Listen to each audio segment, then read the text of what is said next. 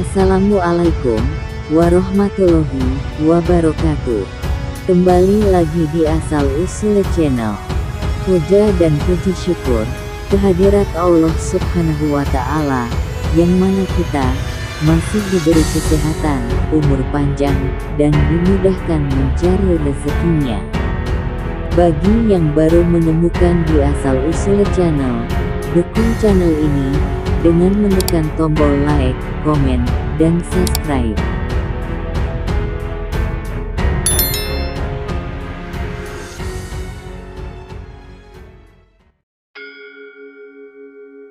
Cerita sebelumnya telah dibahas, Satrio Piningit, ataupun ramalan Joyoboyo di dalam ajaran agama Islam, Kristen, maupun agama lain. Dan ini ulasan selanjutnya. Perlu kami tegaskan, bahwa kami tidak beriman atau percaya terhadap semua penafsiran-penafsiran terhadap ramalan Joyoboyo yang ada di internet atau yang dijual bebas di toko buku dan di pasar-pasar. Siapapun yang melakukan penafsiran itu dan apapun latar belakang mereka. Semua penafsiran, ramalan, Joyoboyo yang tidak menjadikan Al-Quran sebagai rujukan utama sepatutnya ditolak. Ashabul Kahfi. Al-Quran, Surah Kahfi mengisahkan beberapa orang pemuda yang bersahabat, yang hidup di masa pemerintahan Raja Dikianus Decius. Raja itu berlaku zalim, sombong, angkuh dan pemuja berhala. Pemuda yang bersahabat ini adalah pemuda yang beriman kepada Tuhan yang menciptakan langit dan bumi. Pemuda-pemuda itu belum mengenal Allah karena agama Nasrani dan agama Islam belum ada. Di era Joyoboyo agama Nasrani dan Islam juga belum masuk ke Pulau Jawa. Raja memanggil pemuda bersahabat itu, karena mereka tidak mau menyembah apa yang disembah oleh raja dan seluruh rakyat dalam kerajaannya. Di hadapan raja, Allah meneguhkan hati mereka. Dan kami telah meneguhkan hati mereka, di waktu mereka berdiri lalu mereka berkata, Tuhan kami adalah Tuhan langit dan bumi, kami sekali-kali tidak menyeru Tuhan selain Dia. Sesungguhnya kami kalau demikian telah mengucapkan perkataan yang amat jauh dari kebenaran. Kaum kami ini telah menjadikan selain Dia sebagai Tuhan-Tuhan untuk disembah. Mengapa mereka tidak mengemukakan alasan yang terang tentang kepercayaan mereka? Siapakah yang lebih zalim daripada orang-orang yang mengada-adakan kebohongan terhadap Allah? Agar keyakinan pemuda-pemuda itu tidak dicemari oleh keyakinan yang dianut orang-orang di sekitarnya, maka salah satu dari mereka mengusulkan untuk berlindung di dalam gua. Berlindung dapat ditafsirkan sebagai bersembunyi. Dan apabila kamu meninggalkan mereka, dan apa yang mereka sembah selain Allah, maka carilah tempat berlindung ke dalam gua itu, niscaya Tuhanmu akan melimpahkan sebagian rahmat-Nya kepadamu dan menyediakan sesuatu yang berguna bagimu dalam urusan kamu. Bersembunyi, dalam bahasa Jawa kuno dapat dimaknai sebagai piningit. Pemuda yang teguh pendiriannya, kokoh keyakinannya, meski di hadapan raja yang zalim tidak merasa gentar sedikit pun adalah pemuda jantan, gagah dan berani. Pemuda seperti itu adalah tipikal seorang satria. Dalam bahasa Jawa disebut satrio.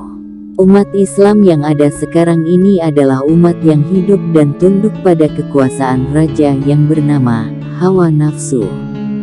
Segala tindakannya, laku dan perbuatannya semua yang dilaksanakannya berdasarkan kehendak nafsu dan untuk tujuan nafsu. Mulutnya mudah berkata bahwa semua karena Allah semata, akan tetapi hatinya yang paling kecil mengatakan tidak.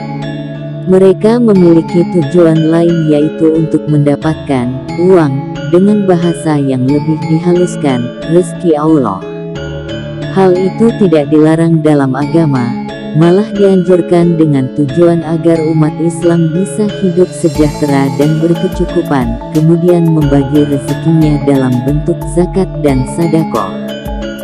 Semua kebaikan dan semua perintah agama yang dilaksanakan dengan taat balasannya dibayar tunai oleh Allah, bahkan disegerakan karena Allah tahu bahwa manusia memiliki kecenderungan sifat tergesa-gesa. Janji-janji Allah kepada manusia dibayar tunai di dunia ini. Dengan begitu di padang mahsyar nanti posisi janji Allah kepada manusia menjadi zero. Jika Allah ingin memberi lebih kepada hambanya yang Dia kehendaki, maka itu adalah hak prerogatif Allah sebagai Tuhan terhadap hambanya. Hak prerogatif ini hanya diberikan kepada mereka yang di masa hidupnya melaksanakan tauhid murni kepada Allah. Orang yang melaksanakan tauhid murni adalah orang yang setiap perkataannya dan setiap perbuatannya bukan atas keinginan dirinya, akan tetapi murni atas kehendak Allah dan di bawah pengawasan Allah. Orang-orang yang melaksanakan tauhid murni kepada Allah memiliki mental dasar sebagai seorang ksatria, karena mereka ditempatkan di dalam sebuah arena perjuangan untuk membawa misi Allah. Seluruh nabi dan rasul, jika tidak memiliki mental ksatria, tidak akan mungkin bisa bertahan menghadapi semua tantangan yang berat. Apa yang mereka laksanakan bukan untuk kebaikan dirinya, akan tetapi untuk Allah semata. Meskipun mereka adalah ksatria-ksatria Allah, akan tetapi mereka tidak bisa dikatakan sebagai piningit, karena mereka tidak disembunyikan, malah sebaliknya, mereka dipersaksikan atau diperlihatkan kepada manusia agar bisa diceritakan, dipanuti dan diteladani. Yang dimaksud dengan sunatullah adalah hukum Allah, yaitu hukum sebab akibat. Hukum sebab akibat berjalan berdasarkan hukum Allah, yaitu hukum keseimbangan. Bila ada ksatria Allah yang diperlihatkan atau disaksikan, diketahui oleh manusia, maka pasti ada ksatria Allah yang disembunyikan. Asas hukum sebab akibat dan asas hukum keseimbangan telah terpenuhi karena Allah selalu mentaati hukumnya sendiri. Manusia atau umat Islam yang mengikuti ksatria Allah yang diperlihatkan atau dipersaksikan Nabi Muhammad, maka kebaikannya, amal baik, segera dibalaskan di dunia ini.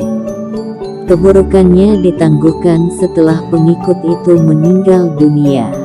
Berbeda halnya dengan manusia yang ditakdirkan mengikuti ksatria Allah yang disembunyikan.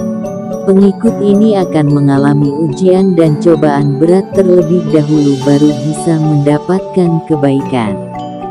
Kebaikan itu akan didapatkan sejak hidupnya di dunia ini hingga kehidupannya di akhirat. Mereka tidak mendapatkan keburukan karena mereka tidak memiliki kesalahan, sebab bukan keinginan pribadinya, akan tetapi mereka mendapatkan ujian dan cobaan yang berat sebagai masa transisi dari manusia biasa menjadi seorang ksatria Allah. Ksatria-ksatria Allah yang disembunyikan inilah yang dinamakan Ashabul Kahfi. Demikian uraian Satrio Piningit menurut Al-Quran, dan kami sambung ulasan ini di part ketiga. Wassalamualaikum warahmatullahi wabarakatuh.